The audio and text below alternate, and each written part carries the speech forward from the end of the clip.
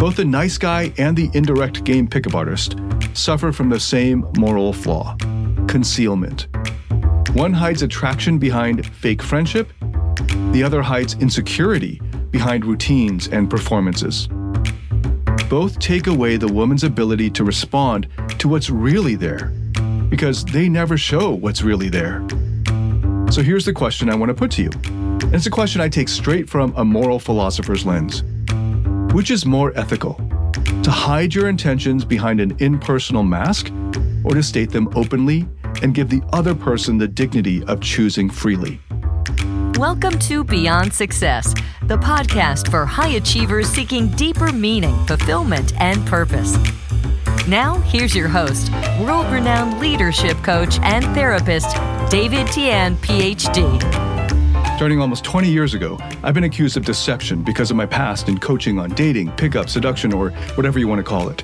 The claim was always the same, that I had to deceive, to pretend, to trick women into liking me. But what if I told you the truth is the opposite? That what I came to discover the hard way is that the most moral and the most effective way to approach dating is through radical transparency.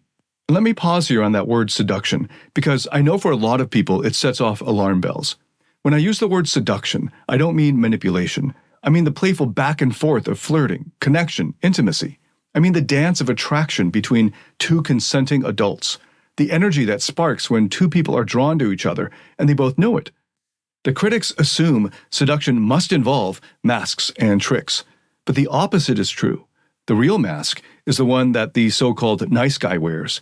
He hides his desire behind small talk, tries to look harmless, then later, on the fifth date, lunges in for a kiss out of nowhere. That's pretending. That's deception. Or there's the indirect style that you may have heard about from Eric von Markovic, aka Mystery, or Neil Strauss, aka Style, full of canned lines and rehearsed routines, saying the same memorized thing to every woman. That's not connection. That's performance. So the question is this: which is more ethical, hiding your intentions behind a script, or stating them openly so the other person can actually choose freely? When you put it this way, the moral path becomes obvious. Radical transparency, owning your attraction, owning your insecurities, and showing up as yourself in dating, in relationships, in leadership, and in life. I'm David Tian, a Brown University certified leadership coach and a certified IFS therapy practitioner. For almost the past 2 decades, I've been helping hundreds of thousands of people from over 87 countries find fulfillment, meaning, and success in their personal and professional lives. So let's dive right back in. There are 2 false choices here. The first false choice that most men fall into is the so-called nice guy approach. It feels safe at first. You meet someone you're attracted to, but instead of saying anything, you hide it. You make small talk about the weather, the class you're both in, the Netflix show you've both watched. You keep things polite and pleasant. But the whole time you're suppressing the real reason you started talking to her in the first place. You found her attractive. And because you never said that, you never owned that, the attraction doesn't get addressed honestly. Instead, weeks or months down the line, when you can't take the tension anymore, you lunge in for the kiss, or you confess your feelings in some dramatic speech. The problem isn't just that this usually fails.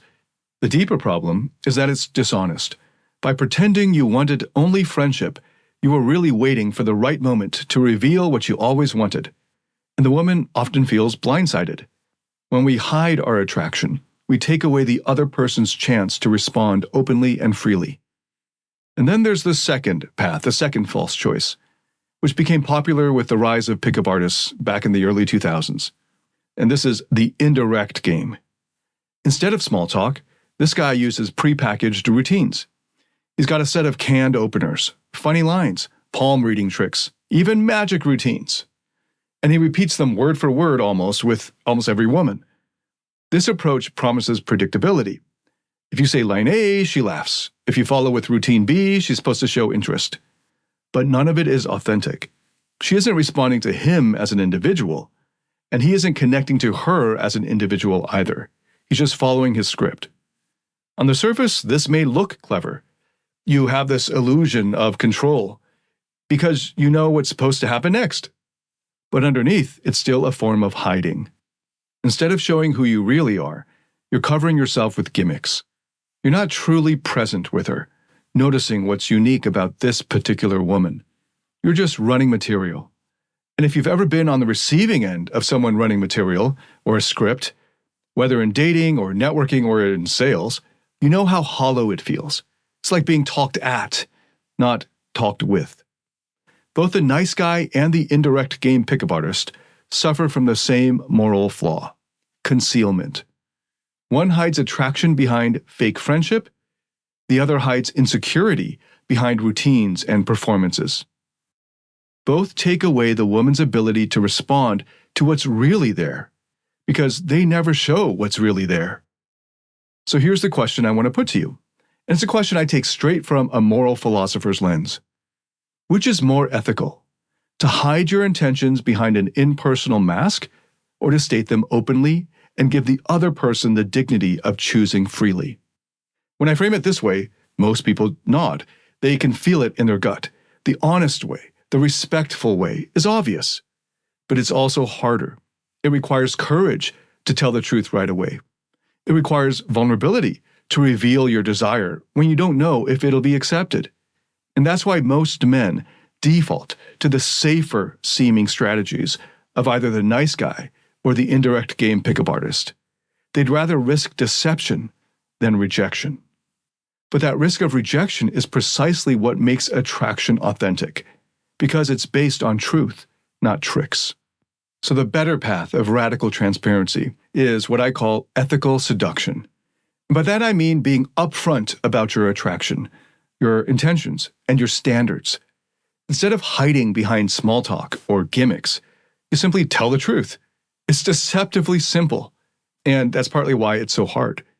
Take a direct opener. Imagine you're walking down the street and you see someone who catches your eye. Most guys freeze. They either look away or scramble to come up with some harmless question about directions and then just say a quick, "Bye, thanks," afterwards.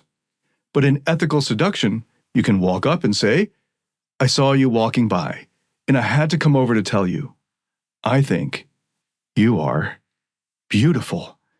And I just had to come over to meet you. My name's David. And yours?" That's it. That's all you have to say to start. From there, it's mostly improv. It's like playing a jazz solo where you know the harmonies and chord changes of the song, but you're making up a new melody on the spot while listening actively and responding to the other players in real time. You're present in the moment, responding to her as a unique person, actively listening to her response, and then responding to that. Or take an observational opener. For example, let's take something like you notice that this woman is sporting a really interesting set of bracelets on her arm. You don't just ask, "Hey, where did you get those?" Instead, you say something like, "I absolutely love those bracelets on you." Period. Not as a question, not as a lead-in to some canned routine. Just an honest statement of what genuinely caught your eye. That's the essence of transparency. It's genuine, sincere, in the moment, and it's coming from you authentically. Now, sometimes what's most alive in the moment is your own insecurity, your own nervousness. And here's where the nice guy and the indirect pickup artist both fall apart. The nice guy hides insecurity by acting harmless. The pickup artist hides insecurity behind routines. But the ethically attractive, transparent man owns it. He can just say, "I was nervous to come over, but I didn't want to regret not saying hi." Or, in the moment, he might say, "I don't know why, but there's something about you that's making me feel so insecure right now, and I want to figure it out."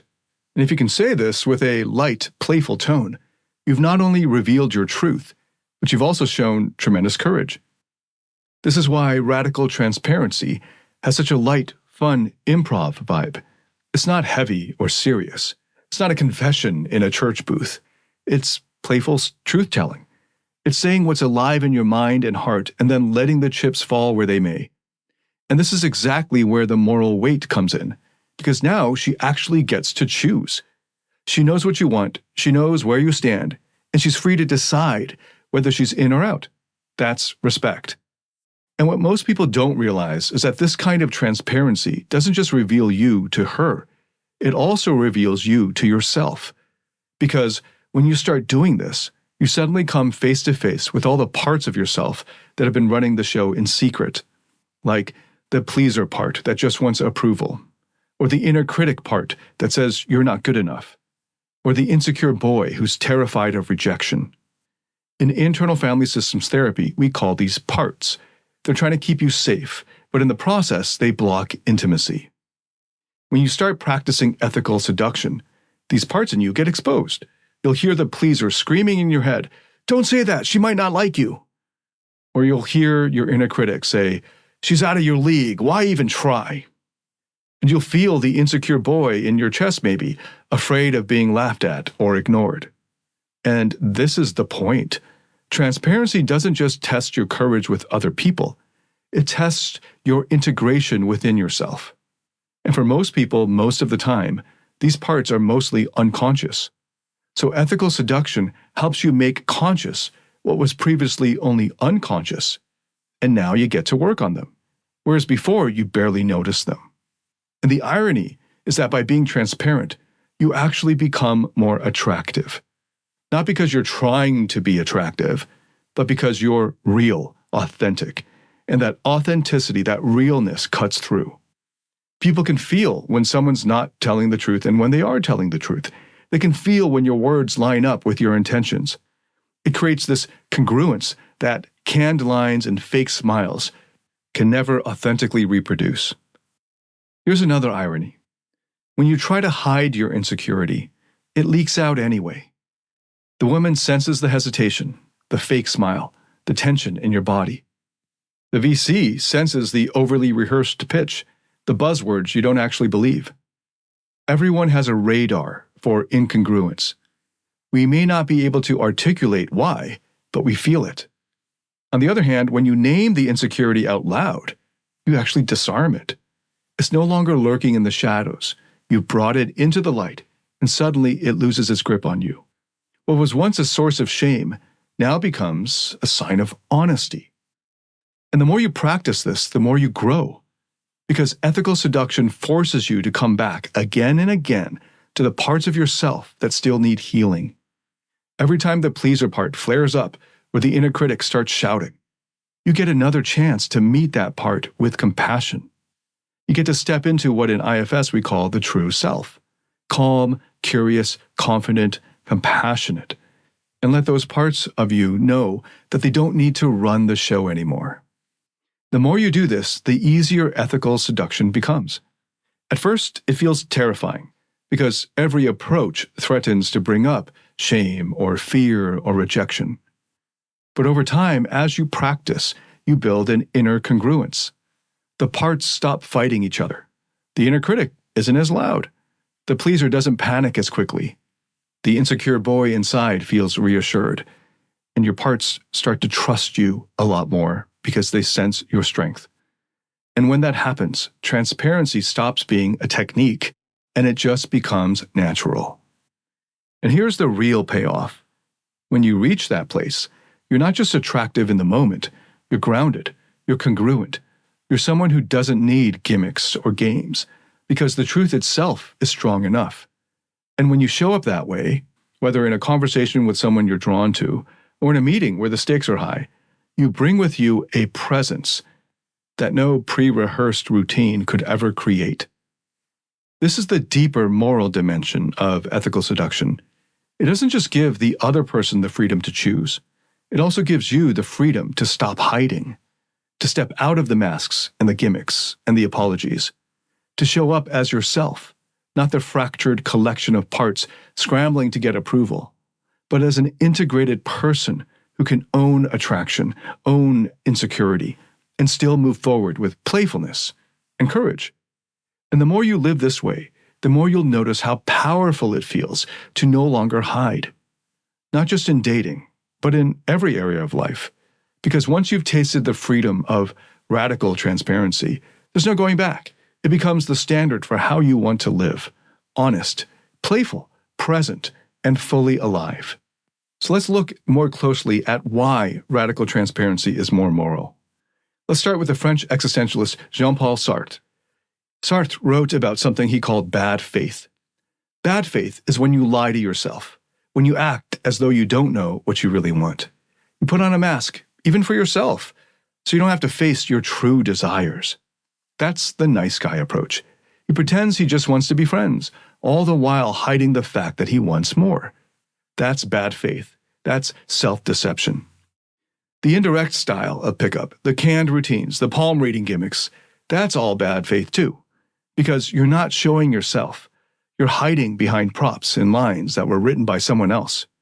You're not confronting your actual fear of rejection. So you build a smokescreen to protect yourself. That's still lying to yourself. Radical transparency, on the other hand, is authenticity. It's saying, here's who I am, here's what I want, and here's what I don't know yet.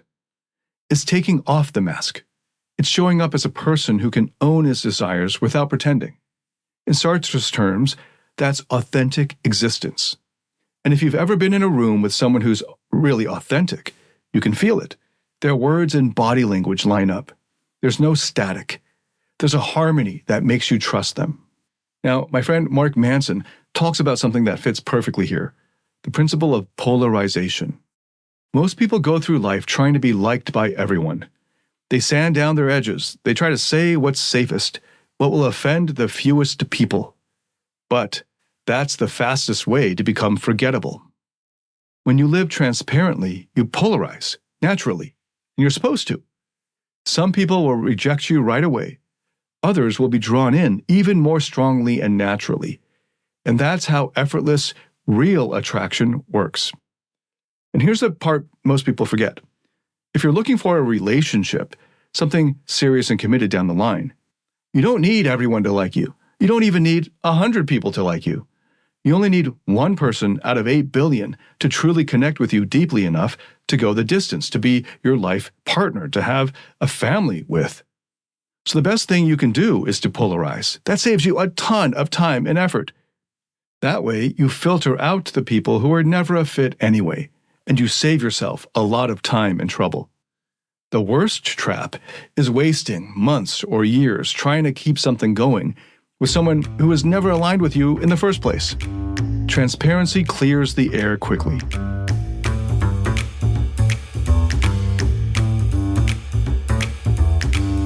Sometimes success comes with a hidden cost. You might have built a career, a business, or a life you thought you wanted, but inside, maybe you feel burned out or unfulfilled. Or maybe it shows up in your relationships with your partner, your family, or your team, where no matter how hard you try, the same painful patterns keep repeating. If this resonates, I've got something you might be interested in. It's a free 2-minute assessment that helps you uncover the #1 block that's been holding you back in love, in leadership, or in life. And once you take it, you'll get a masterclass tailored specifically to your results, so you'll know exactly where to focus to move forward. It's quick, it's practical, and it can change the way you see yourself and your path ahead. Take the first step right now at dtphd.com/quiz. That's dtphd.com/quiz.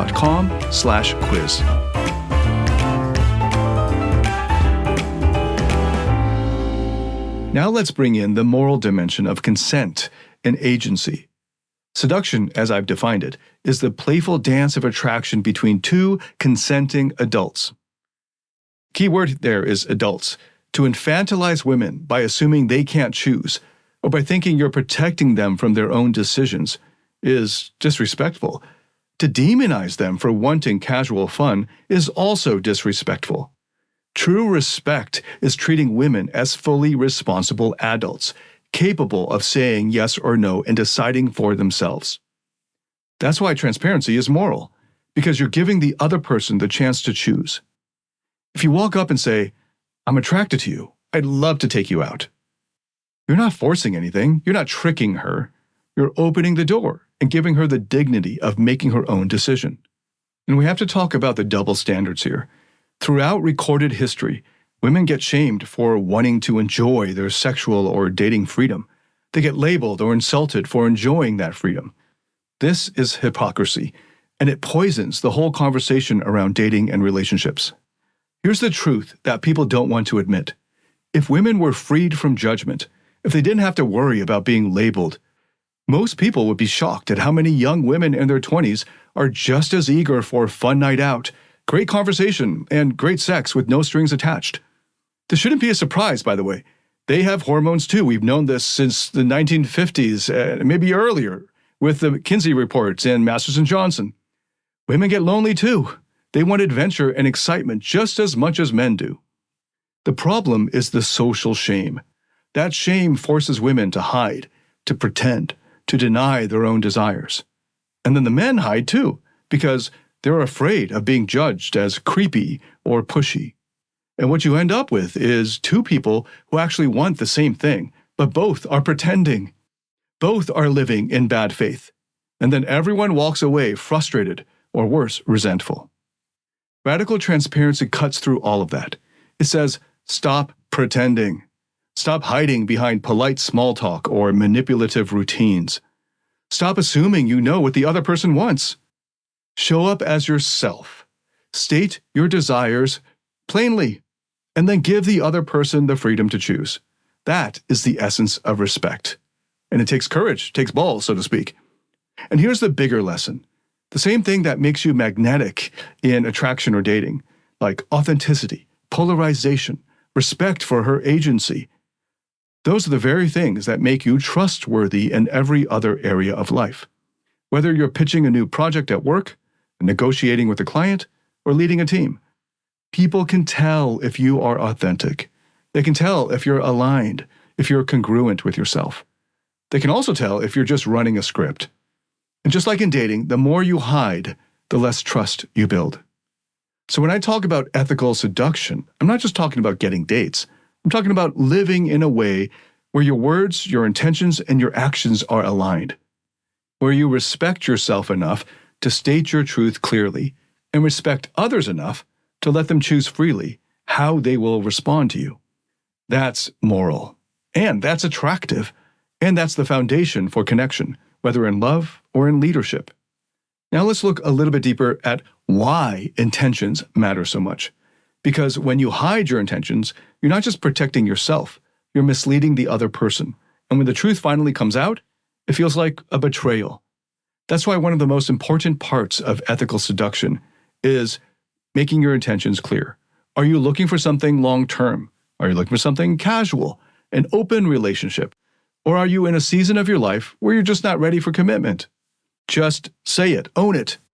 And say it as soon as you think the other person might be assuming otherwise. And ideally, say it even earlier than that to head it off. Now, I know what some of you might be thinking, but won't that scare people away? Yeah, maybe. And remember polarization, so sort of like that's the whole point. If what you want doesn't line up with what they want, wouldn't you rather find that out now instead of 6 months later after you've both invested or wasted time and energy into something that was never going to work anyway? Transparency saves both of you from wasted time and emotional fallout and lots of unnecessary drama. There's a funny example of this in an old episode of Who's the Boss, a sitcom from the 80s. Angela spends the entire episode, the mother in this sitcom, spends the entire episode agonizing about whether to go on a date with this really attractive guy. She's worried he'll be expecting commitment, and she knows she's not ready for that as a single mom. She ties herself up in knots, stressing, overthinking for the whole episode until, right near the end of the episode, finally, when he shows up at her door, she blurts out, "Look, I'm not ready for anything serious." And he just smiles and says, "Hey, that's fine. I wasn't looking for anything serious either. I was just hoping we could just have a nice dinner, some good conversation, and maybe go dancing." At which point, Angela lights up and says, "Oh, in that case, let's go." And they head out the door. So what happened there? Transparency unlocked the possibility for true, authentic connection for that night. For the whole episode, Angela's anxiety is driven by assumptions. She assumed he wanted something she couldn't give. She projected pressure onto him that he wasn't even applying. And when the truth finally came out, it turned out they both wanted the same thing all along, to just have a fun night. This happens all the time in real life. Two people actually want the same thing, but neither of them is willing to say it. The man wants casual dating, but pretends he's okay with something serious because he's afraid she'll walk away. The woman wants something serious, but pretends she's fine with casual because she doesn't want to scare him off. And what happens? Both end up disappointed. Both end up feeling misled. And often, both end up hurt. Concealment kills connection. Transparency creates it. When you say, "I'm not ready for a relationship right now, but I'd love to spend time together casually," you're giving the other person a real choice. And yes, maybe she'll say no. That is her right. But maybe she'll say yes. And if she does, Now you have a connection that's built on truth, not pretense. And you don't set yourself up for lots of soul-sucking drama. So intentions matter. They shape expectations. And when you hide them, you strip the other person of their agency. You take away their ability to make an informed choice. That's why transparency is the moral high ground. It doesn't guarantee you'll get what you want, but it guarantees that whatever you get is real. And here's the surprising part. When you're transparent about your intentions, you often discover people are a lot more open than you expected. Just like Angela in that Who's the Boss episode, the pressure and the fear were never real. They were projections. By putting your cards on the table, you clear the air. You give space for authentic connection to emerge, whether that connection lasts one night, a year, or a lifetime. Now, I know that a lot of young men simply don't know that radical transparency is the best way forward. No one taught them. What they learned instead was to hide their attraction, to soften it, to disguise it, out of shame. And when they tried to be honest, they often got shamed for it. They got told they were creepy, or desperate, or too much. So they learned to suppress their desires, or worse, to act on them in secret. Here's the paradox. Shame doesn't stop desire. It just forces it underground. And once it's underground, it twists. It comes out as deception. A man who has been told that his desires are dirty will still have them. He just won't show them to you honestly. He'll hide behind friendship, or behind routines, or behind a mask of indifference. And then people accuse him of being manipulative. But what created that manipulation in the first place? The shame. Instead of name-calling, we should be engaging in dialogue. We should be showing men a better way. Own your desire. Speak it openly. Respect her agency. That's the most moral approach. Because when you put it on the table, I find you attractive. I'd like to get to know you. Are you interested? You're not pressuring anyone. You're giving the other person the freedom to choose. There's a brilliant illustration of this in the award-winning limited series Adolescence. The show captures how overwhelming it is to be young and flooded with hormones, how awkward it feels to want something you can't name, and how quick adults are to shame that energy instead of guiding it. One of the central tensions in the series is that these adolescents aren't bad kids. They're just unprepared. They're left to figure out sex and love and intimacy by themselves, while adults around them wag their fingers or look away. And without guidance, those kids stumble into secrecy, into hiding, into shame. That's what happens to a lot of young men nowadays. They are not predators. They're not villains. They're uninformed, and they're often scared. They want connection, but don't know how to ask for it directly. And when their clumsy attempts get met with ridicule or moral outrage, they learn the wrong lesson, to just keep hiding. So let's change that. Let's stop shaming them and start teaching them. Let's tell them, your desires aren't evil, they're human. What matters is how you handle them. Handle them with honesty. Handle them with transparency. Handle them with respect for the other person's freedom to say yes or no. When young men learn that, they stop hiding. And when they stop hiding, everyone benefits. Because connection can only grow where truth is allowed to live. Now, radical transparency doesn't just stop at dating. It runs straight into every other area of life. Business, leadership, coaching, family. Because what builds attraction in relationships is the same thing that builds trust in leadership. Honesty that respects the other person's freedom. Here's the principle. Boundaries mean I own my own words and my behavior. You own your emotions and your reactions. That's the deal. If I tell you my truth in a clear and respectful way, I've done my part. How you respond to that truth is your responsibility. That's not cold or detached. It's respect. It treats you as a full adult who can make up your own mind and make up your own decisions. And that's exactly what transparency demands. In business, this principle might be rare, but it is powerful. I worked with a client who was a VP in a major firm at the time. On the outside, he looked like he had it all together. Inside, though, he was exhausted, burnt out. He hated that his team looked to him for constant reassurance. But he'd put on this upbeat, everything's fine mask, even when the numbers were bad. He thought he was protecting them. But what he was really doing was eroding their trust and burning himself out. When we dug deeper into it, we found the same parts at work that show up in dating for him. The pleaser, afraid of disappointing anyone. The inner critic, warning him he'd be exposed as a failure. An insecure boy, terrified that if he admitted struggle, he would be abandoned. All those voices convinced him to fake confidence and shoulder all the burden himself. So I recommended him to try transparency. The next team meeting, instead of another polished pep talk, he told the truth. He said, "We're hitting these challenges that I haven't emphasized enough how bad they are. I don't have all the answers yet. Here's what I do know and what I commit to doing, and here's what I need from you." That was the thrust of it. No gimmicks, just clear ownership of his role, clear requests, and trust that the team could handle reality. And the result really surprised him. His team didn't panic. Instead, they rallied. They respected him more because he came clean about and trusted them with more responsibility. And he finally sounded like a real human instead of some corporate machine. Over the next quarter, morale went up even while the numbers were flat. But by the next quarter after that, they had a big breakthrough. And it began because his transparency created trust. His team knew where he stood. They knew he wasn't hiding anything, and that gave them permission to be honest with him in return. That's the foundation of integrity. In dating, in leadership, in every kind of relationship, people don't need perfection. They need authenticity. They need to know that what you say, what you do, and what you mean line up. That's what radical transparency delivers. And when you start living this way, you stop wasting energy on maintaining masks.